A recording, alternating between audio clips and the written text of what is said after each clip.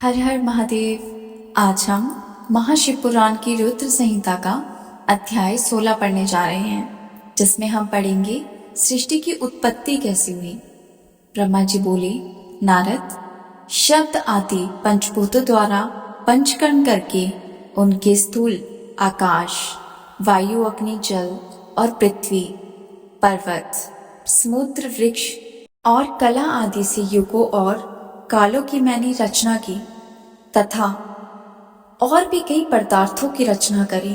उत्पत्ति और विनाश वाले पदार्थों का भी मैंने निर्माण किया, परंतु जब इससे भी मुझे संतोष नहीं हुआ तो मैंने माँ अम्बा सहित भगवान शिव का ध्यान करके सृष्टि के अन्य पदार्थों की रचना की और अपने नेत्रों से मरीच को, हृदय से भृगु को, सिर से अंगीरा को, कान से मुनिश्रेष्ठ पुलह को, उदान से पुलसत को, सामान से विशिष्ट को, अपान से कृतु को, दोनों कानों से अत्रि को, प्राण से दक्ष को और गोद से तुमको, छाया से कर्दम मुनि को उत्पन्न किया।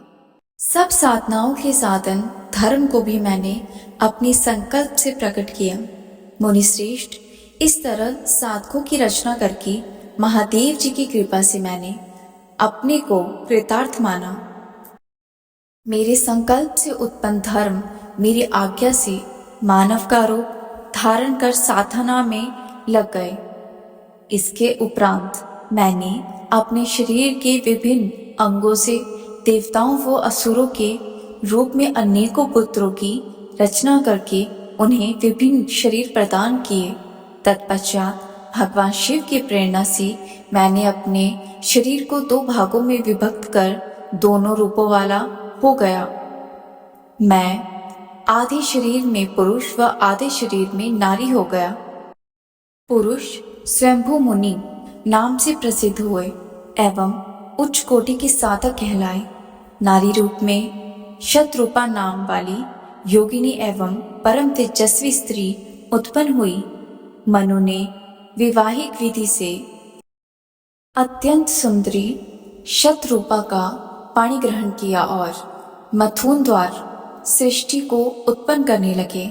उन्होंने शतरूपा से प्रियव्रत और उत्तानपाद नामक दो पुत्र तथा आकुति, देवहूति और प्रस्तुति नामक 3 पुत्रियां प्राप्त की। आकुति का रुचि मुनि से, देवहूति का कदम मुनि से तथा प्रस्तुति का दक्ष प्रजापति के साथ विवाह कर दिया गया। इनकी संतानों से पूरा जगत चराचर हो गया। रुचि और आकुति के विवाह संबंध में यज्ञ और दक्षिणा नामक स्त्री पुरुष का जोड़ा उत्पन्न हुआ। यज्ञ की दक्षिणा से 12 पुत्र हुए।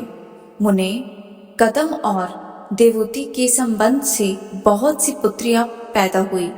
दक्ष और प्रस्तुति से 24 कन्याएं हुई। दक्ष ने 13 कन्याओं का विवाह धर्म से कर दिया। ये 13 कन्याएं श्रद्धा, लक्ष्मी, घृति, तुष्टि, पुष्टि, मेधा, क्रियाविधि, लज्जा, वसु, शांति, सिद्धि और कीर्ति है। अन्य 11 कन्याओं ख्याति, सती, संभूति, स्मृति, प्रीति, क्षमा, सनाति, अनिसुआ, ऊर्जा, स्वाहा और स्वधा का विवाह भृगु, शिव, मरीचि, अंगीरा, पुलसत्य, पुलह, कृतु, अत्रि, विशिष्ट, अग्नि और पितर नामक मुनियों से संपन्न हुआ। इनके संतानों से पूरा त्रिलोक भर गया। अंबिकापति महादेव जी की आज्ञा से बहुत से प्राणी श्रेष्ठ मुनि के रूप में उत्पन्न हुए। कल्प भेद से दक्ष की 8 कन्याएं हुई। उनमें से 10 कन्याओं का विवाह धर्म से, 27 का चंद्रमा से, 13 कन्याओं का विवाह कश्यप ऋषि से। नारद, उन्होंने 4 कन्याएं अरिष्ट नेमि को ब्याह दी।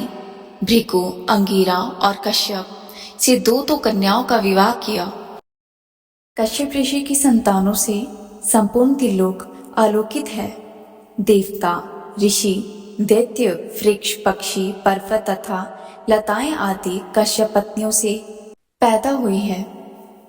इस तरह भगवान शंकर की आज्ञा से ब्रह्मा जी ने पूरी सृष्टि की रचना की।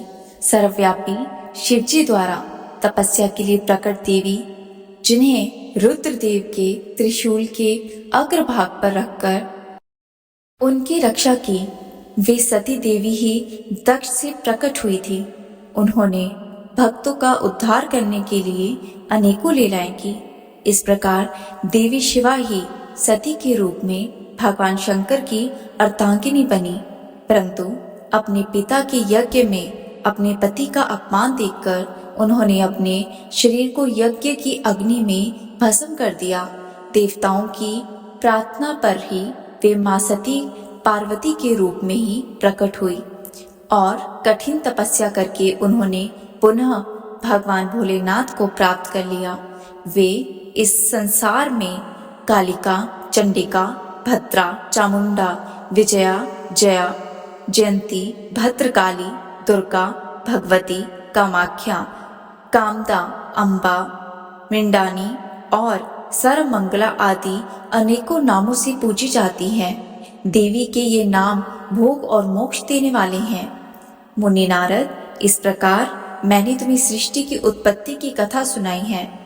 पूरा ब्रह्मांड भगवान शिव की आज्ञा से मेरे द्वारा रचा गया है।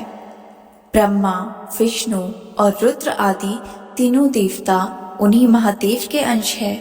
भगवान शिव निपुण और सगुण हैं। वे शिवलोक में शिवा के साथ निवास करते हैं। हर हर महादेव। इससे आगे की कथा हम अगले अध्याय में पढ़ेंगे। तब तक के लिए हर हर महादेव। जय जय शिव शंभू।